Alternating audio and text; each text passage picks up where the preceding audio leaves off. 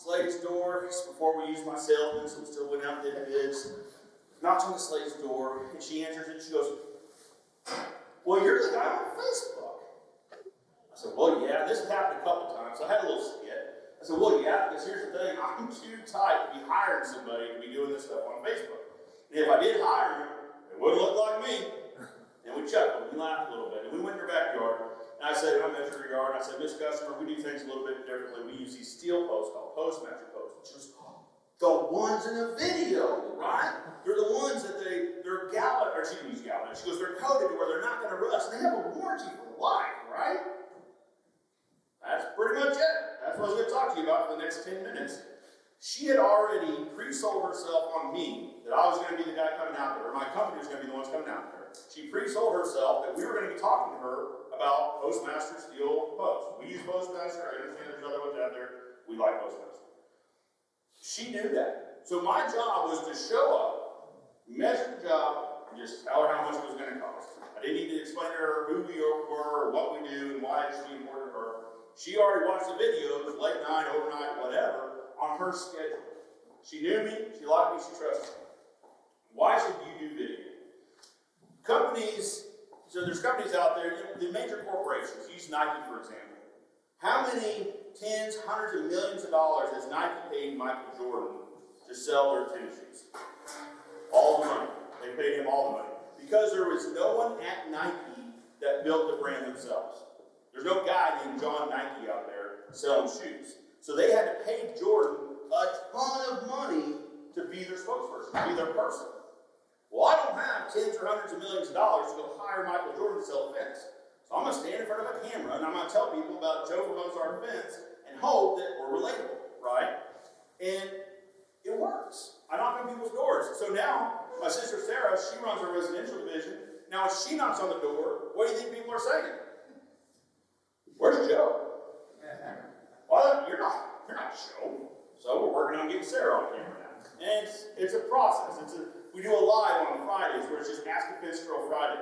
And we talk for like, it's an hour-long thing. We talk for about 5 minutes about fence, and we talk 55 minutes about mashed potatoes and aliens. And I'm not even kidding. True. It's mashed potatoes and aliens. It's about every week. But it's about her getting comfortable, right? The biggest piece of feedback or pushback I get when I'm talking to fence guys and stain guys, and contractors in general, about videos, like, "Well, I am way too nervous to be on video. I'll tell you that much. I'm not doing it. You can't get me on video." John Bowdy, I'm going to use him a lot today. He does video. Not super comfortable. Is that accurate? Not at first, for sure. Not at first. So what did John do? Well, John's got a phone in his pocket, right? And the thing's connected to Facebook, and it goes to Facebook Live. So what does John do? He just says, "Hey, John here, Stony Creek Fence. I'm going to do a walk around of this 6-foot privacy fence that we just installed in certain town name. It's the keywords. I want to bring you along on this walkthrough of the fence." And he just walks people around. "Hey, here's what I'm looking for. I'm looking for rocks on the ground. I'm looking for missing nails. I'm going to work the gate." I love what John does too. So one was, there was a project that had a magnet latch. So he's explaining to people what this weird looking magnet latch is, right? If you're not a fence person and you see a magnet latch, you don't know what that thing is or how it even works. So John just shows them on video. And then he just wraps up like, "Well, guys, thanks." That's the project, right? Great way to get into video is doing project walkarounds. Do not let the fact that you're uncomfortable on video keep you from being on video. And the reason I say that is the ums, the ahs, the misspeaks, the stutters, make you relatable as a person, right? That's the goal. Is you want your potential future customers to like you before you even show up. Or at least feel like they connect with you. Maybe they don't have to like you, but they have to know you, right? The biggest piece of advice I can give as far as starting a video, start being on video, is do it live. Facebook has a great feature on their platform. You can do a Facebook Live video from your page, from your phone, and it can literally be, "Hey guys, Joe of Ozark Fence. I'm in here this new privacy fence we just installed over in Republic. I want to walk around this fence and show it to you guys real quick. Let me turn this thing around because I'm not super comfortable. And turn it around. Just walking around the fence and tell your customers what you're looking for in a fence. You know when you walk around a project that's done, you know what you're looking for. Your potential client doesn't know what they should be looking for. So guess what? They find all sorts of exciting things that they can look at and then question and then wonder if that's that's how it's supposed to be. Or you can show them, here's what we're looking for, rocks on the ground, nails missing on boards, I'm going to adjust the gate, I'm going to work on the gate. You can tell them what they should expect from your company as well. Like I said, do it live, leave in the ums, the ahs, the misspeaks, because it'll make you relatable as a person. So, I hope I've convinced you to do live video, or video in general. Live is a great way to get into it. But what do you talk about? John does a great job on the project walkthroughs, but it can't all be project walkthroughs, right? What do you do next? The first 5 videos, once you feel comfortable, the first 5 videos you should do are the who, the what, the when, the where, the why of your company, of who you are. Who is Ozark Fence? What do we do? When do we do it? In Missouri, that's a question we get all the time. I'm sure you guys do too.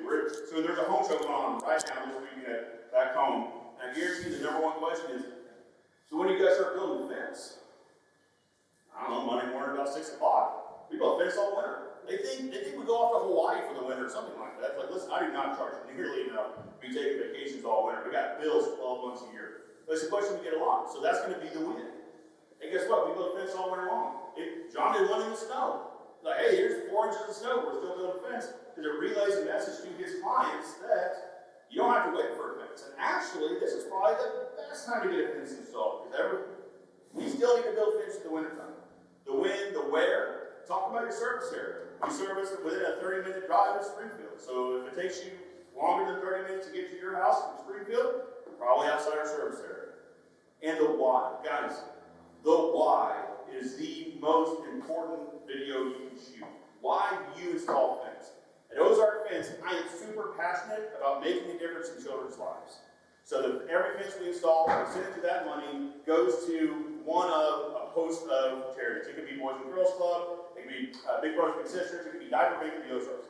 That is our why, because I'm super passionate about it. I think you should be super passionate as one of my future clients. If you are, I think it would be a great fit. Video over. Like the why is super important because it allows you to connect with your potential clients, right? Your future potential clients. I'm going to do one of these videos for every one of my guys. If you know any of my guys, don't tell them because this is a surprise, and I need to sneak up on them because they're not going to do it willingly. But the who, the what, the when, the where, the why of each one of our guys. I got this guy, one of my crew chiefs on the wood crew, his name's Scott. He's the most relatable guy ever. I'm going to have to trap him into this because he will not do this willingly. But if you watch my video, I have every idea when this happens, it will come through because this guy bleeds blue. He's a Kansas City Royals fan through and through. Everything he says has something to do with the Royals. It doesn't even matter what the subject is.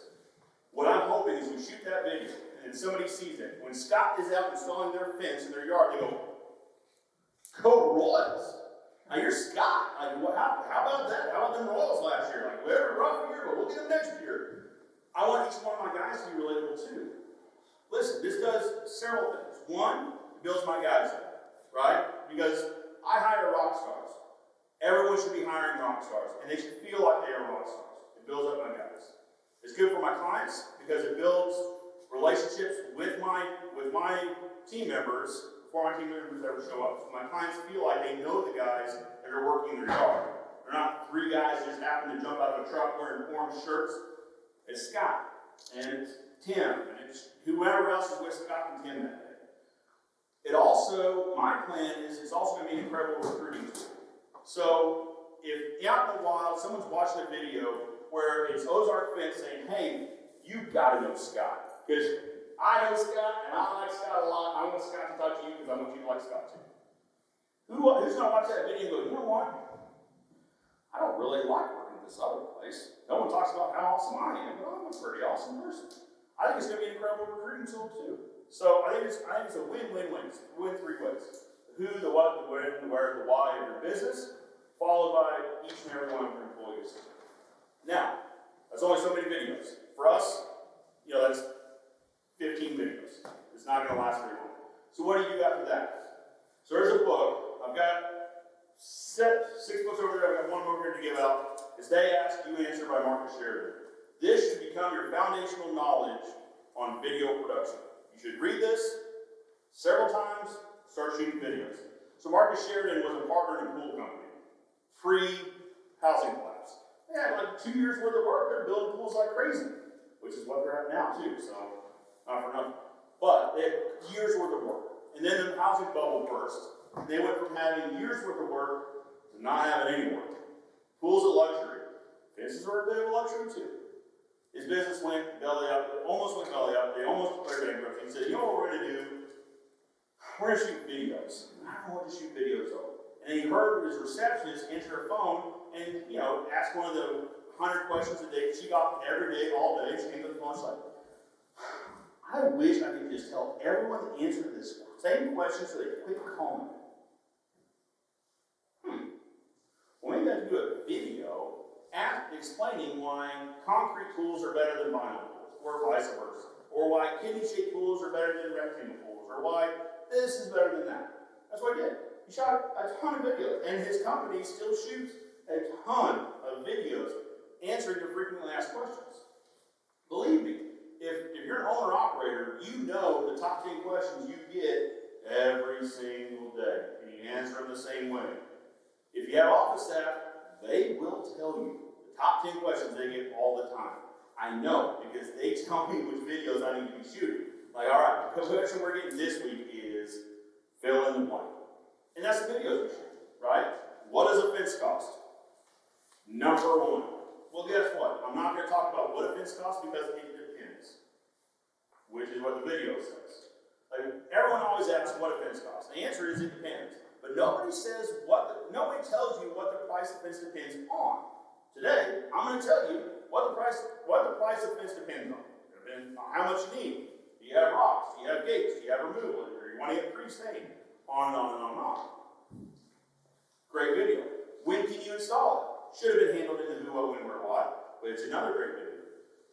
The top 10 questions you get all the time, the top 10 videos you produce after the who, what, when, where, why.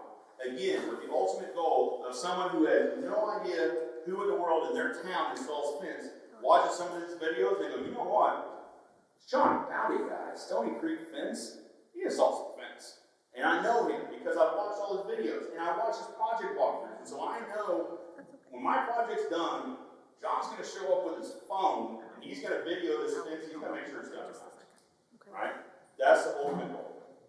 Like I said, I've got several books up here. The They Ask You Answer by Marcus Sheridan. He actually has a newer book, but I couldn't get those here in time. So there's an update to his They Ask You Answer. Like I said, it needs to be foundational knowledge. So I've got a personal copy of this that I read about twice a year because you always pick up something you missed, right? The whole thing is just wicked with different colored highlighters. Like you can see it bleaching through the paper. It's a great book. You should read it. I want to open this up real quick. We're going to do a live Q&A at 3 o'clock, but I want to open this up to a quick Q&A just so we can kind of get the well primed for asking questions and answering questions. So I'm open to questions about videos, kind of what we're talking about, right? But we can talk about really whatever you want to talk about. So how did you get yourself comfortable in front of the camera? Just going for it, or do you actually physically practice? So I'm still not super comfortable in front of a camera. Like, legitimately. It does not feel natural. I don't know what this is.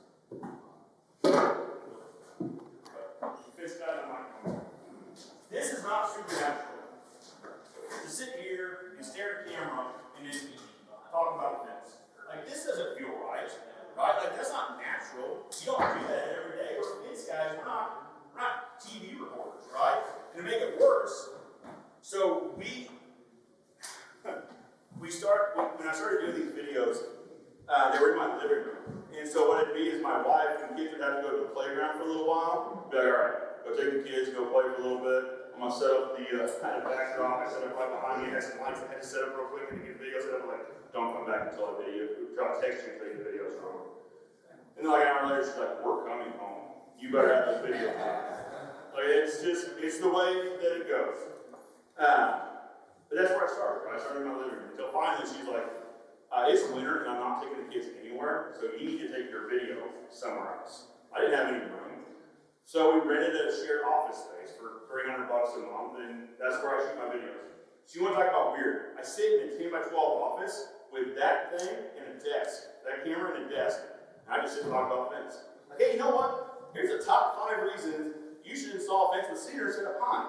I just talk to a wall. And it takes like an hour to get, 8 or 10 minutes worth of usable video. That's not natural. Like, that does not feel right. But you kind of get used to it, though. You know, and that's why I say start with live videos. Because if I could do all of my videos live, I would 100% do it immediately. Now, when you start producing content and posting on YouTube, there's an expectation for quality. We're going to try to meet that expectation. But live videos, I'd say it takes an hour to get 8 minutes worth of content. Because I'll be in the middle of a sentence and I'll say something wrong. I'm going, all right, starting over. And we start from the top and we follow the transcript and all that. It takes me time to do 8 minutes worth of video, but it takes me about 8 minutes to make 8 minutes of live video. So certainly more efficient by far. I heard a quote at one of these conventions. I was sitting listening to a speaker, and a quote struck with me, and I don't know why, but she said, "Done is better than perfect." If you spend your day trying to make everything perfect, you'll be there all day and you won't have anything done. Or you can get it to, I don't know, 80%, 90% perfect, all done. Move on to the next one. And that stuck with me, right? And so live gives you that opportunity to just get it done, get it out into the world, and let it be. So that'd be my advice. Yeah. As far as live content, you mentioned about good quality. So did you start off with this camera? Or? No, I started off with my phone. Yeah, literally, I've got it in my case. So literally, it's a Gorilla Pod for a tripod. It's like a bendable tripod, and it's got a holder that I just put my phone in. I still use it for like lives. So my sister's going to use it later on today. I got to text her a reminder she's got to do this. Where it's her walking through the lawn show booth. We just got done building an 8x40 booth at the local lawn and garden show. I need her to get her phone out and go, "Hey guys, it's Sarah Goes Our Fence. We're set up the lawn and garden show. I'm going to show you some fence we've got here. I can't wait to see you. It's this weekend. The show times are on our Facebook page." This setup has made hundreds and hundreds of videos. It's quite literally, they call it a Gorilla Pod. It's made by Joby.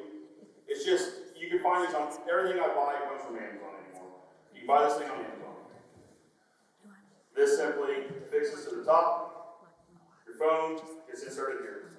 And it's literally, like I said, this thing has made hundreds of videos of just, you put my phone in. So this lets you get a little bit of reach. Right, so you can get it out there a little bit more. Or you can mount it. I mount it to the tree limbs all the time. I want to stand back and don't have anybody there to shoot video. I'll just mount it to a tree limb that's kind of roughly the same height.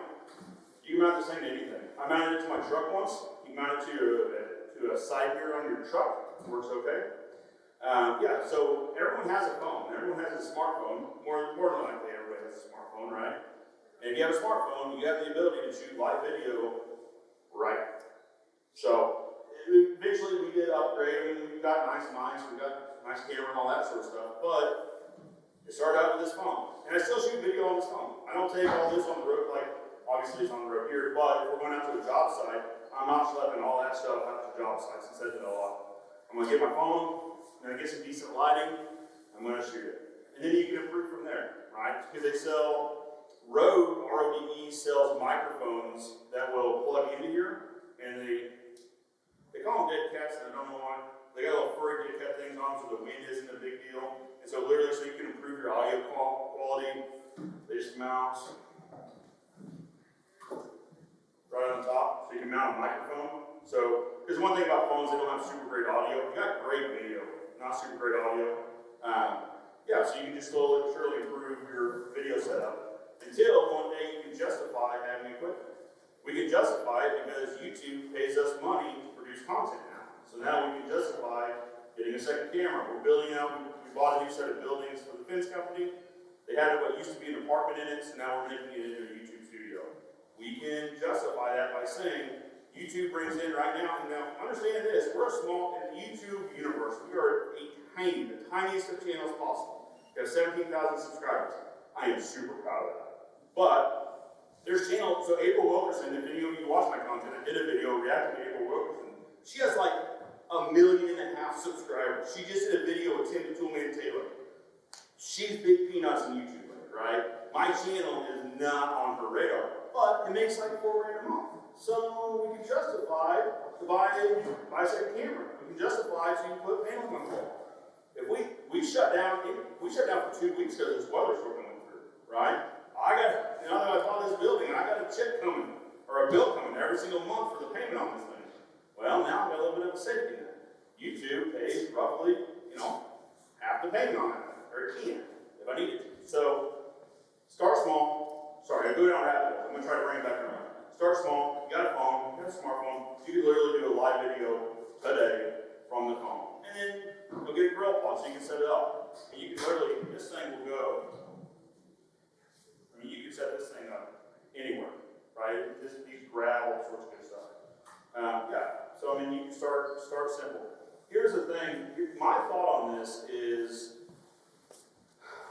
I would prefer to shoot video on my phone more than I would prefer to shoot video on that camera, because that camera is better quality. And let me explain. I think that if you're watching a video and it's super well produced and it's perfectly spoken and it's so nice, I think you know that video is there to sell you something. I think when you see a Mercedes commercial, Mercedes is hoping you buy one of their cars. It's super well produced, everything's perfect, it's engaging, it's funny, it makes you feel great. It's there to sell you something. I firmly believe that if I'm just shooting a video on my phone, I can relate that. Now listen, I've got a fence business. We like to sell fences. But that's not my goal of creating content. My goal is simply to help you be informed about my company, to start a relationship, so that then we can talk about your needs, we can talk about my solutions, and if my solutions meet your needs, I'd love to build you a fence. I'm not there to sell you anything. I don't want to feel like a sales pitch. So I would encourage you to shoot videos on your phone as much as possible. Only make the switch to like pro level type stuff when you need to. YouTube's guidance is you need to shoot in 4K and you need to upload.